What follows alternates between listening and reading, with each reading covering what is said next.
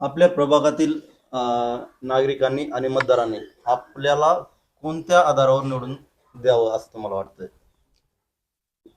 अगदी बरोबर प्रश्न विचारला सर तुम्ही की नगरसेवक निवडत असताना प्रत्येक नागरिकांनी मतदार बंधूंनी विचार केला पाहिजे की आपण आपला प्रतिनिधी आपल्याला निवडायचा अधिकार आहे. डॉक्टर बाबासाहेब आंबेडकरांनी तो अधिकार दिलेला आहे आणि तो निवडत असताना सुशिक्षित आणि आपल्या समस्या सोडवणारा तो प्रतिनिधी असला पाहिजे.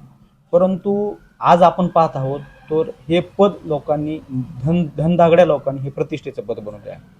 याच्यामध्ये कसली सेवा नाही. या पदाची जी व्याख्या आहे ती कुठंतरी गुंडाळून हे श्रीमंताच्या घरामध्ये ठेवलेली आहे. आणि माझं स्पष्ट मत आहे की नागरिकांनी विचार करत असताना मत करत असताना की बाबा किती समस्या बोकवलेल्या आहेत, या समस्या कोण सोडू शकतं, या समस्या आपण एखाद्याला ज्याचं जसं म्हणतात ना आपल्या मनगट आपल्या हातात बसलं पाहिजे त्याच्या संगच आपण आपली सोयरी जुळवली पाहिजे. तर असंच मी म्हणेल की आपण एखादा प्रतिनिधी निवडत असताना ज्याचं मनगट आपल्या हातात बसते, ज्याला आपण रस्त्यावर उभा ठाकून आपला प्रश्न सोडवू शकतो. एखाद्या आपल्याला गरज पडली 12-1 वाजता आपण जर का त्याचा दरवाजा ठोठावला तर ते एका मिनिटात बाहेर आला पाहिजे आणि आपण आपली समस्या त्याला सांगू शकतो.